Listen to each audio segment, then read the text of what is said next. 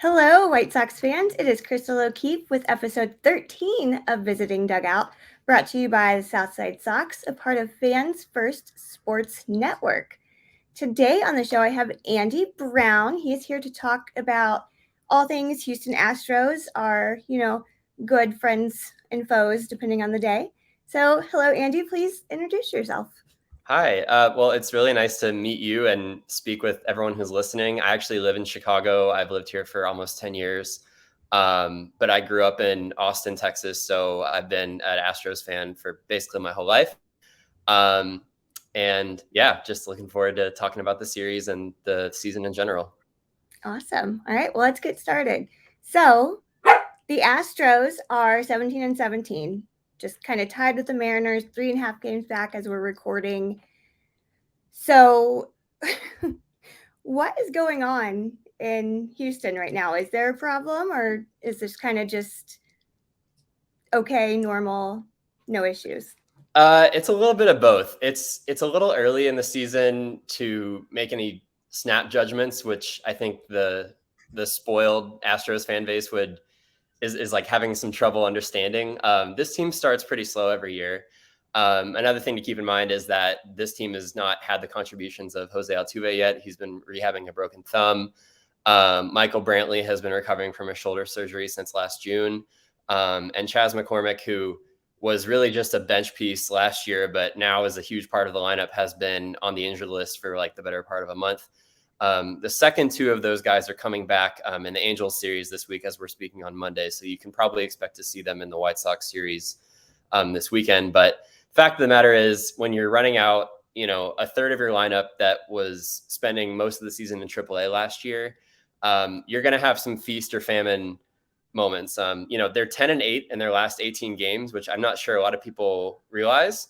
The first 9 of those games were 7 wins against the Blue Jays, Braves, and Rays, which is great. And then the next 9 games have been 3 wins and 6 losses against the Phillies, Giants, and Mariners. So, if you took those 6 teams and said you're playing 18 games and you win 10 of them, most people would probably say, okay, that's fine.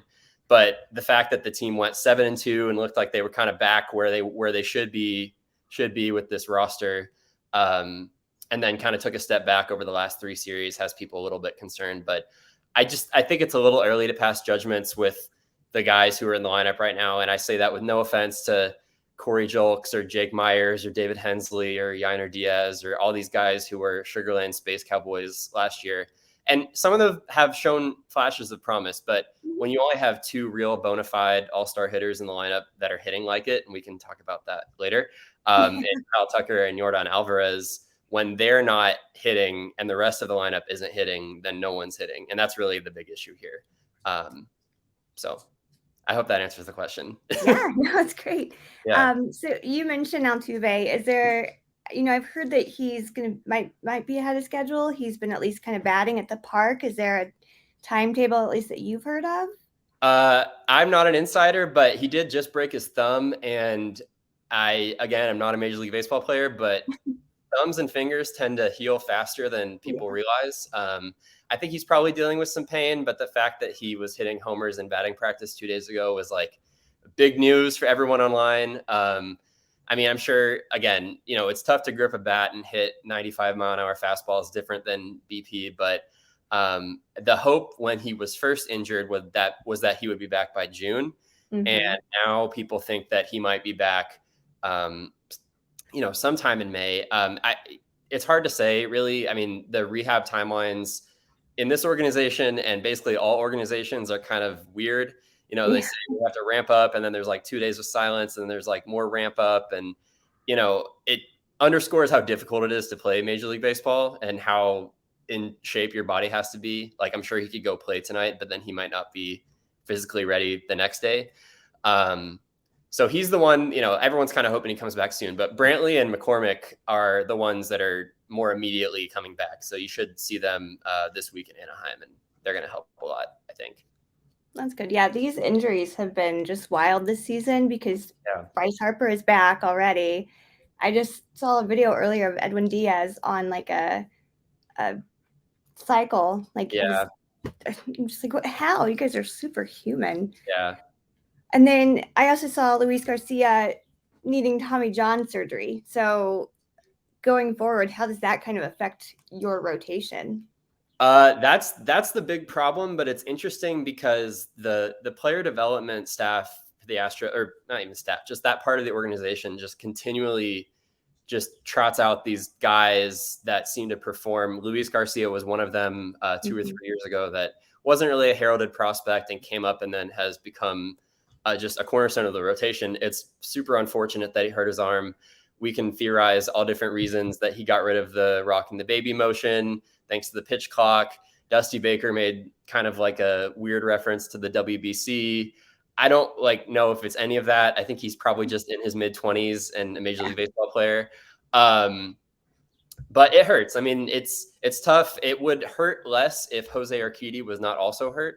They actually got hurt on back-to-back days, so that was not ideal.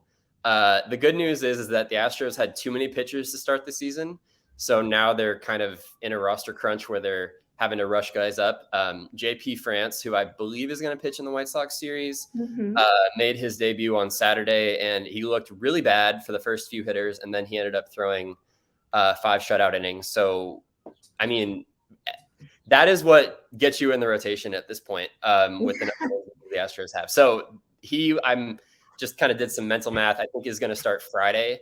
And I mean, Hunter Brown, Framber Valdez, and Christian Javier, those are 3 guys that the Astros are really hoping can stay healthy. Hunter Brown is the only one that I think people are maybe concerned about just because he's young. He's going to have more innings on him this year. But Javier and Valdez have been, I mean, everyone's seen them pitch in the postseason. They know what they can do. But yeah, they're undermanned right now. And the hope is that Lance McCullers can come back and help with that. But he is always hurt. So, it's like the same thing every year. And I don't say that as a knock on him because I know that it's nothing he can do. It's just he throws very, very violent sliders that have a lot of strain on his elbow. But they're going to need him back at some point if they want to make the playoffs, I think. And if that's June, okay. But I think as it gets closer to July, if he's not coming back, I think it will really they're really going to start to feel the pressure of, okay, we need to go get a guy on the trade deadline. Yeah, I get that as a team that is constantly injured. I mean, right now, yes, Jimenez just had his appendix removed. Yes, in Cincinnati. So that was, I was there that night, and I was like, "Oh, what's his hospital? I'll go give him my appendix if he needs it." Yeah. But yeah. So, and speaking of this is White Sox adjacent, obviously. I was just looking. José Abreu right now is the worst hitter in 2023, according to the weighted rate, rated runs created plus at 130 plate appearances or under. He only owns a 48 WRC plus. His slashing is not looking good. He's not had a single home run. And, as White Sox fans, we always joked, just wait until it warms up. Abreu's going to be terrible in April. Right. But even then, he was a little bit better than this. I was reading that they might just bench him because that's how bad he's been. Yeah. So, and I know I read something about maybe it's just kind of his stance or the way he's hitting is like a mechanical thing. But I'm just wondering how you guys are feeling about that since he, has been MVP and all that. Right. There's definitely some, I mean, everyone has seen the numbers with him in April. And I mean, I'm sure that when he played here that the weather was a factor. Now that's not the case. So I don't know what that's about. I mean, he looks, he hit a double yesterday and I know that's oh, great. But he, every now and then he looks like he's his old self. The power is just really not there and he's not seeing the ball well. It's clear that he's really not picking up where it's going. And I've watched the White Sox for a while and I've seen him when he's struggling and I know it can look bad because he puts so much effort into every swing. But it seems like he's kind of picking up the ball a little bit late. And I'm positive that they are looking at every possible way to try to fix this. But I almost think like he needs new glasses or contacts. Like it's like there's a depth perception issue. Like it's like he's not picking up the fastball when he needs to. He's not getting in front of it like he's typically. The whole hype around this signing was that he's a pull hitter. He can hit home runs Mhm. in the Crawford boxes, and outside of like one ball that he kind of hit off the wall early in the season, like second or third series, he hasn't really gone that way. He hasn't really done much of anything, in the air towards the outfield. So, it's a 3-year contract. He was signed during the gap between the firing of James Click, or the contract termination of James Click, and the hiring of Dana Brown, when the organization was kind of on not autopilot, but being run by the owner. That's not to say it is already going to prove to be a bad signing, but it does, all these things kind of point to, was the due diligence being done? I don't know. I mean, they need him to turn it around. But the fact that Michael Brantley is getting reps at first base in AAA during his rehab assignment is certainly kind of telling. But he can't really play anywhere else. So I don't know what the plan is there. I mean, Alex Bregman's hitting even worse, and they have no plans to get rid of him. So, I mean, I think it could be it's a whole bunch of things that are contributing to this. But one thing I think about is when Francisco Lindor went to the Mets, and he was horrible for basically the whole year. Or Nick Castellanos last year, first year with the Phillies until the very end of the season. Something about playing for a new team. He's probably pressing because he realizes that there's a lot of pressure on him with certain guys out, and he's a cleanup hitter for this team that just won the World Series. And I don't know. All of these things are contributing to what's going wrong there, but I think the concern flag is like at half mast, I would say. Mhm. And then if it's still this bad in like June, then it will be raised all the way. Yeah, that makes sense. And he spent nearly 10 years on the White Sox, so I think it Right. is kind of a really big jump, Yeah, especially definitely. going against the team that there's always like some kind of weird vendetta. I think since 2005, it's just been like a Yeah, bloodbath between these two teams when yeah. they play each other. There's definitely a weird energy every time they play. I can't put my finger on it, but I mean, I've been in the ballpark the last 2 years when they've come here. It's interesting. It's an interesting vibe. Yeah. It's fun. I mean, it's a crazy I don't care as much, but yeah, there are some fans that are just Yeah. vicious when it comes to the 2021, I will say, as a visiting fan, 2021 was a lot rougher than 2022. Didn't really hear it as much in 2022. I think it was kind of the vitriol was a little bit fresher for everyone. Also, the White Mhm. Sox were frankly better in 2021, so there was like more of a combative spirit in the ballpark. But yeah, should be fun. Unfortunately, I can't go though because I'll be traveling. But Oh, yeah, that does yeah, stink. next year though. Yeah. So with this season, you said you're not super concerned with their start so far, but where do you see the Astros sitting kind of mid-season and then again, as we get through September?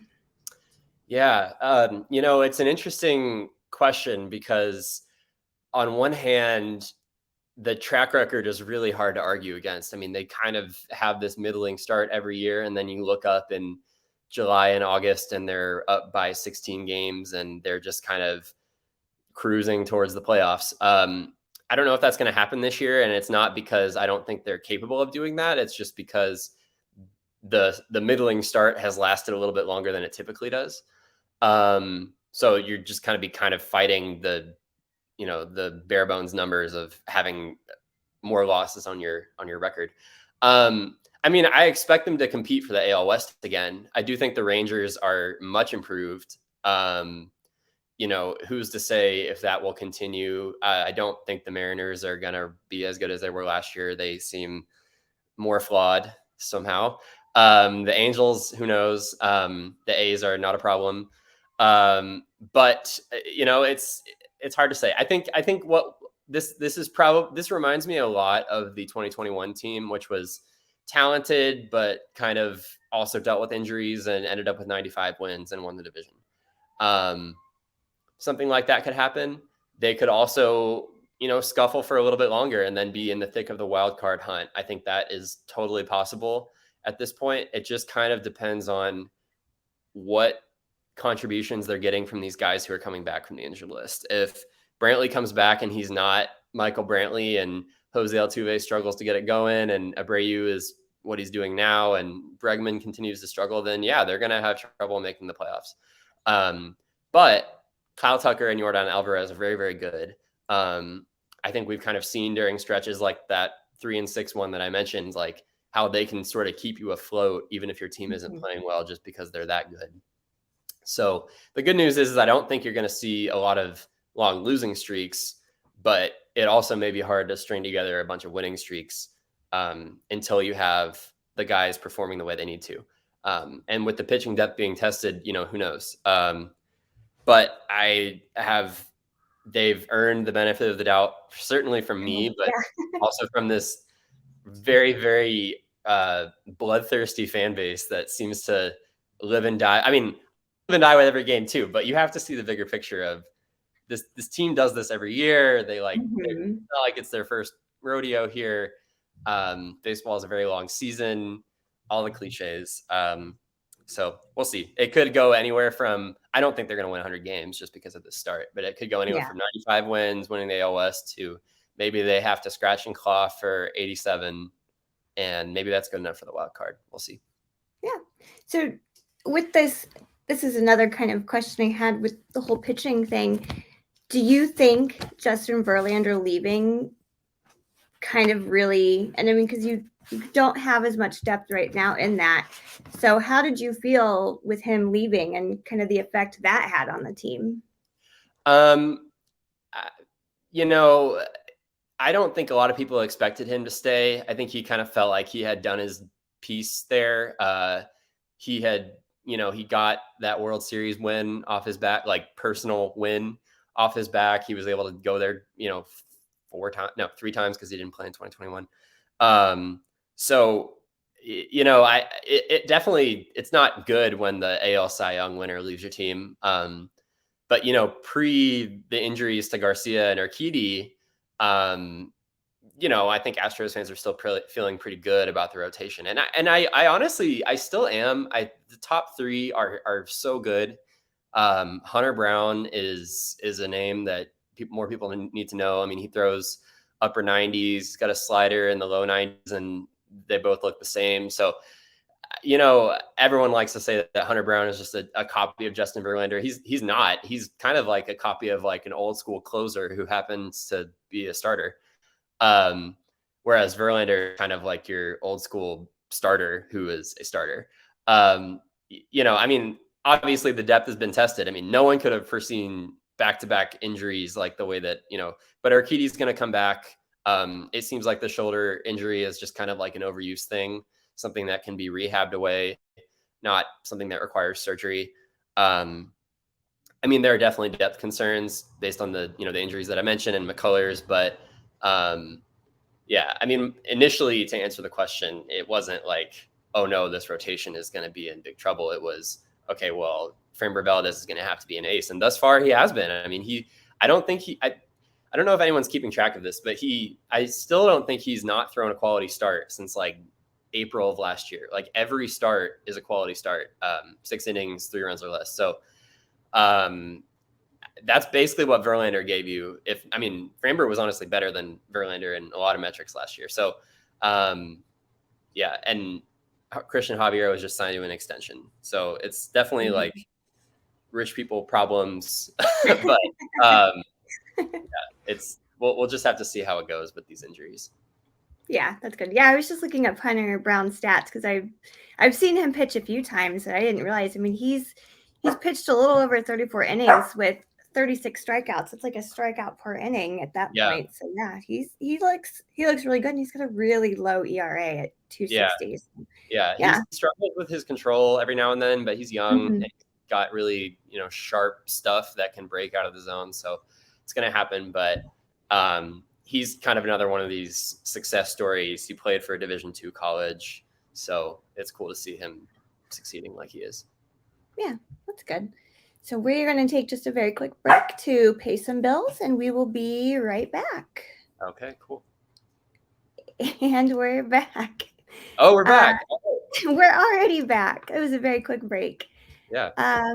Again, I'm Crystal O'Keefe. We have Andy on the show to talk about the Astros. So now we can go into this series against the White Sox. The White Sox have actually been doing a little bit better lately. They have won back-to-back series at this point.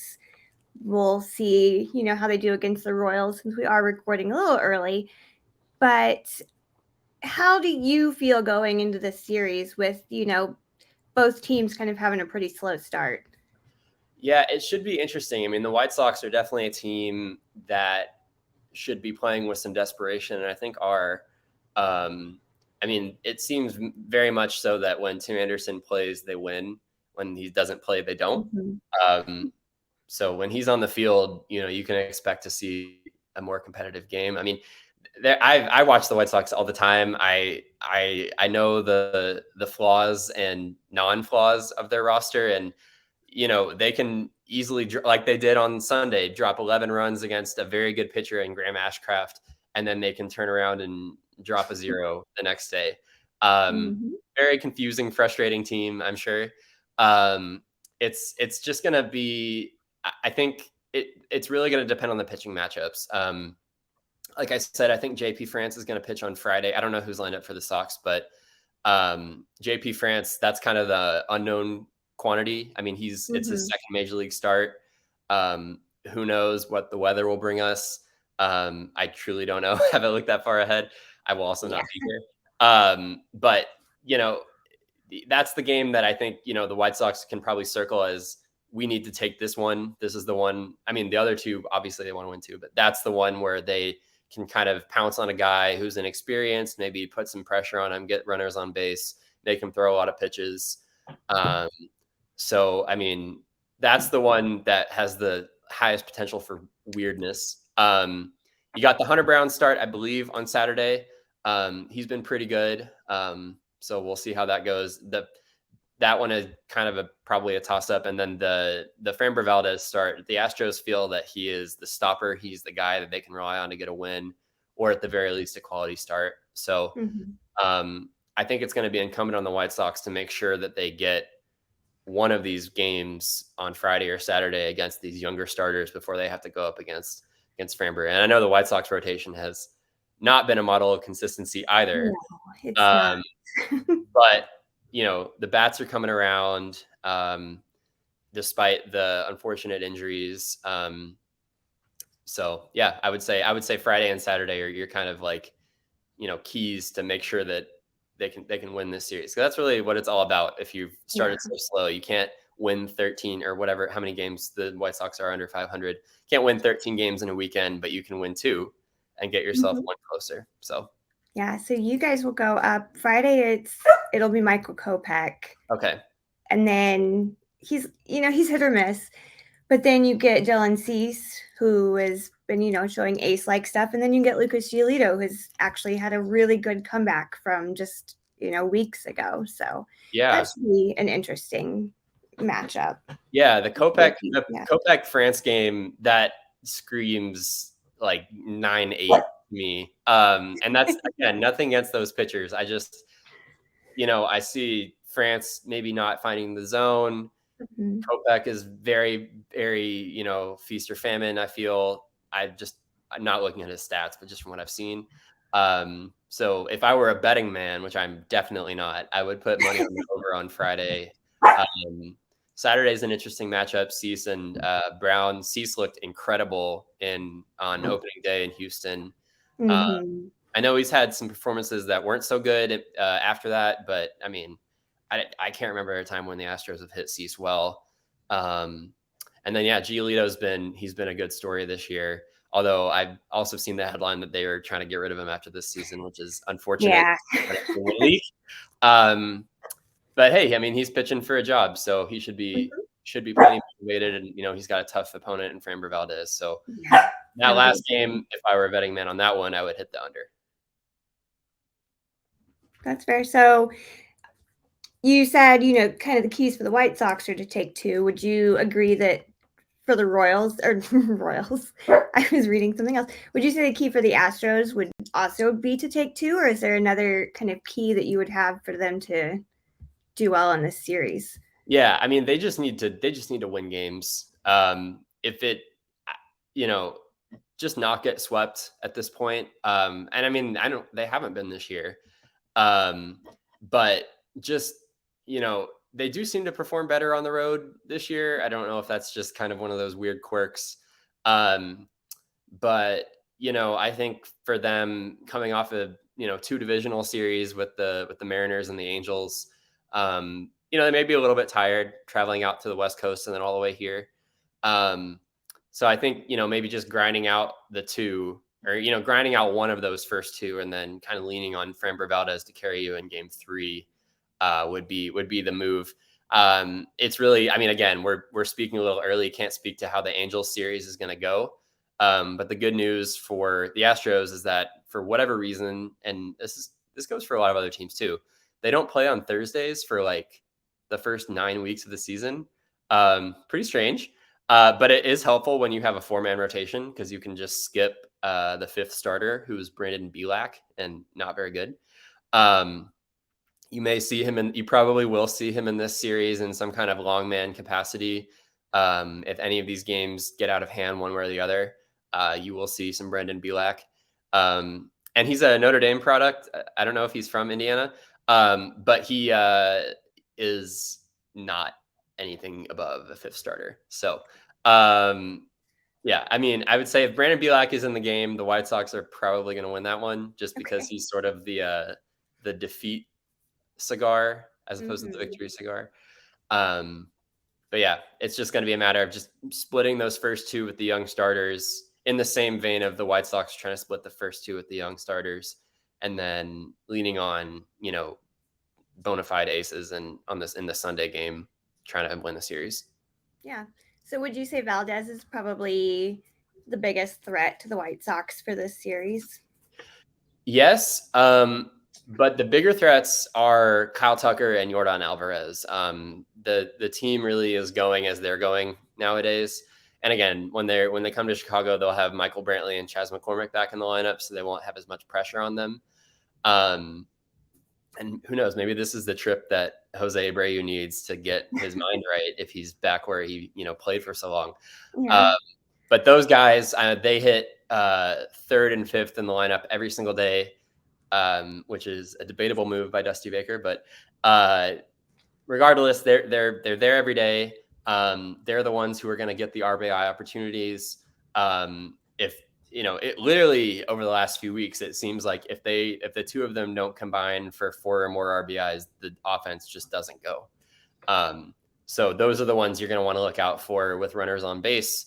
They're the ones the Astros are going to lean on to drive the ship a little bit. But that dynamic may change by the time Friday rolls around. You have Michael Brantley maybe hitting in the 2-hole. You have maybe someone's heated up in Anaheim. Maybe Jeremy Pena, learns how to take a walk eventually. Probably not, but No. And he's another guy who hasn't really performed. I mean, he's definitely doing more than his fair share on defense always, but just needs to kind of rediscover some of that on base skill that he had in the postseason. So yeah, but for the rest of the season, those 2 young guys, it seems, are going to be the bell cows, so to speak, the guys who are driving in the most runs and the biggest threat in any series, really. That's good. All right, well, we'll wrap this up with just kind of your thoughts on MLB season as a whole this year, like who you feel like might, make it all the way to the World Series, or who might just be some underdogs that people are sleeping on. Because I know we've had a lot of just almost upside down standings recently with teams getting hot that never get hot. Right. It's such a weird year, and that's kind of part of why I can't speak with a ton of certainty about how the Astros are going to perform when they have their lineup back and some of their pitchers.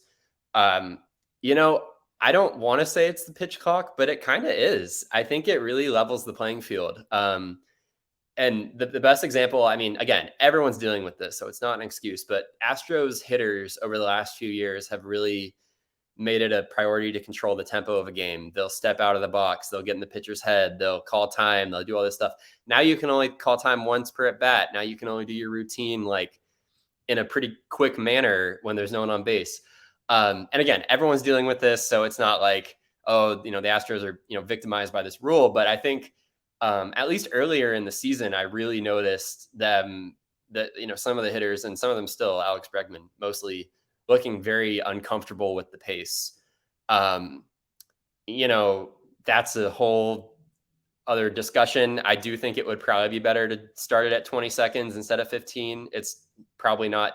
I mean, I love that the games are over faster. I was actually at the 14 inning Cubs game yesterday, and I think it was only like 3 hours, which is crazy. That's wild. Yeah, but I mean, and those are good things. These are good changes for the game. I'm happy that it's going faster. I'm happy that it's easier to watch, for the casual fan, and that person is very important. But it makes this, and something about it just gives the game kind of more like, you lose that inertia of like I don't know, that moment when you're in like Yankee Stadium and the bases are loaded and you're like, oh my God, they're about to get like 8 runs. Now it doesn't help that the Yankees are awful, but regardless, those kind of things that like just sort of feel self-evident about what we all know about baseball, and that like the tension rising and all that stuff, like it's gone. It's like, okay, he's going to pitch again. He's going to pitch again. It's like, it really changes the dynamic of the sport. And that's what led to maybe the Pirates going on the run that they did, although that appears to be over now, which is sad. Maybe it benefits a team like the Rays that plays really fast and has a lot of really athletic guys. I think the Rays have proven that, to answer your question, they're the team to beat. When the Astros went in there and took 2 of 3, which everyone forgot immediately in this fan base. Immediately, they forgot that. It showed, but regardless, I mean, they're a really, really good team. They have the pitching, they have the speed, they have incredible defense, and they're honestly the best prepared team to play in this new era, which I really think it is for baseball. And it's kind of put up or shut up time for teams like the Yankees, and frankly, like the Astros, who have kind of grown accustomed to playing a certain way and now kind of have to reshift. I mean, it's been a month, but as we spoke about earlier, the ramp up time for any given injury is like 8 weeks, because it just takes so long to reach like a comfortable level of being able to perform at the major league level. It's hard. So if you add any changes that make it harder, it's like times 1,000, especially for guys who have been in the league for a long time, like José Abreu, for example. So hard to predict, but it makes it more fun. I mean, it makes me more likely to turn on any random game, which I would always do, but now I'm even more likely to do it because it's just that much more watchable. So as I've always said, hats off to Rob Manfred. He's doing a great job. I got nothing else to say. No, that's great. Again, where can we find you? I want to make sure that, people follow you for some Astros takes, especially during this series. Sure. Yeah. So I will actually be in Greece during this series. So I don't know how much I'll be watching, fortunately. But you can find me on Twitter at One Ear Open, all one word. I can only hear in one ear. And I also have a little baseball blog called All Blogs Go to Heaven. I write about Chicago area teams, which may be of interest to this audience. The Chicago Dogs, an independent league team up in Rosemont, college teams in the area, and then some of the minor league teams that are within an hour or two driving distance. So allblogsgotoheaven.substack.com. I tweet about that on my account. So if you don't remember that, you can find me at One Ear Open. I love the Chicago Dogs, so I love that you talk about them. They're just a fun team to go watch. So fun. It's $2 beer night. It's like the best thing ever. Yes, and yeah, it's incredible. I wish they had a metro that went home from that Rosemont stop, other than out. Yeah. It's kind of hard to get home if you're going out from the city. but super fun. I highly recommend everyone listening, if you're in the Chicago area, please go to a Chicago Dogs game. You will not regret it. Yeah, we just bought a house in the burbs, so we are like 10 minutes away now from Rosemont. So I was like, well, we have to go as much as we can this summer. Duh. Yes, absolutely. All right. Well, again, thank you, Andy, so much, and best of luck in the series. Yep. Best of luck to you too. Thanks.